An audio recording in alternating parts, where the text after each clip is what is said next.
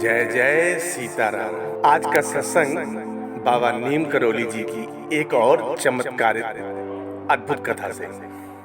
ये कथा शुरू होती है अमेरिका में सन 1931 में जन्मे 36 वर्षीय रिचर्ड अल्पर्ट से। रिचर्ड हार्वर्ड विश्वविद्यालय अमेरिका में साइकोलॉजी के सहायक प्रोफेसर थे और मनुष्यों को भ्रमित कर देने वाले रसायनों व घातक नशे, खासकर LSD जैसे रसायनों का अध्ययन कर रहे थे। इसी बीच उन्हें स्वयं भी इस नशे ने अपना आदी बना लिया और वे LSD की गोलियों का सेवन खुद यानी स्वयं करने लगे। रिचर्ड को अध्यात्म में बहुत ही रुचि थी, अध्यात्म के प्रति बहुत लगाव था। इसीलिए अध्यात्म की खोज में सन 1967 में वे पहली बार भारत आए और कुछ दिनों के बाद इनकी मुलाकात बाबा महाराज जी यानी नीम करोली बाबा से हुई।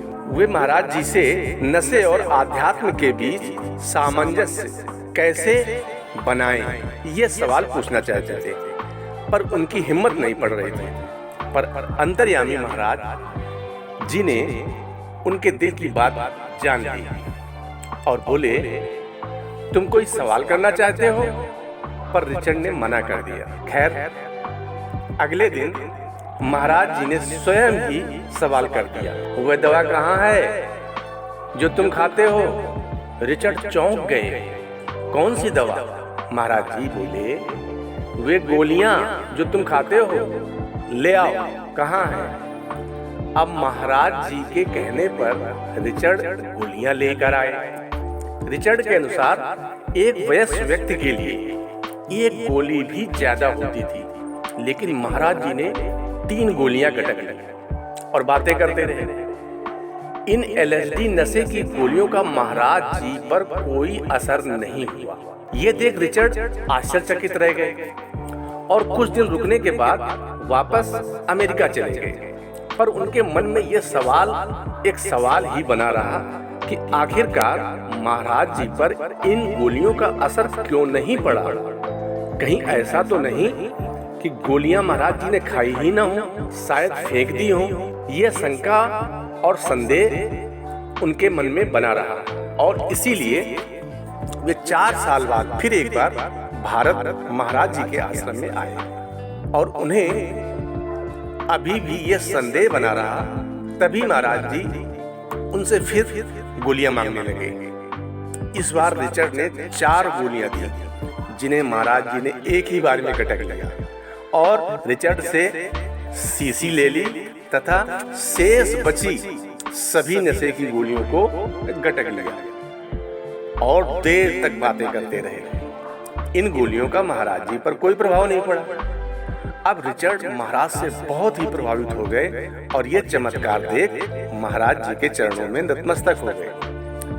दरअसल महाराज जी रिचर्ड को यह संदेश दे रहे थे या देना चाहते थे कि इस नशे में कुछ नहीं रखा है।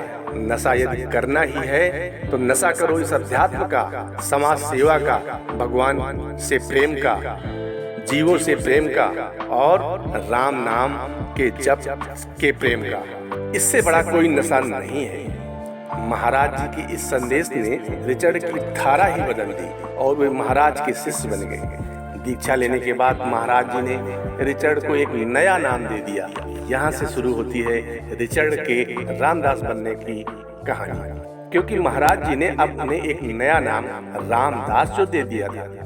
अब रामदास ने सेवा फाउंडेशन और हनुमान फाउंडेशन नामक संस्थाओं की सहायता से भारत और विदेशों में अध्यात्म से जुड़ाव और राम नाम से प्रीत तथा जन कल्याणकारी कार्य करना आरंभ कर दिया। बाद में रामदास जी ने महाराज जी के चमत्कारों और शक्तियों के बारे में एक मिरेकल ऑफ लव नामक पुस्तक भी लिखी। महाराज जी के भक्त सारी दुनिया में फैले हुए हैं। महाराज जी में चमत्कारिक आध्यात्मिक शक्तियां थी और इसीलिए रामदास जैसे लाखों लोग इसके जीवंत प्रमाण हैं कि कभी घातक नशे के आदी रहे रिचर्ड की नशे की आदत छुड़ा कर महाराज जी ने उन्हें समाज सेवा जैसी लत लगा दी कि वे आजीवन इसी में डूब कर रह गए।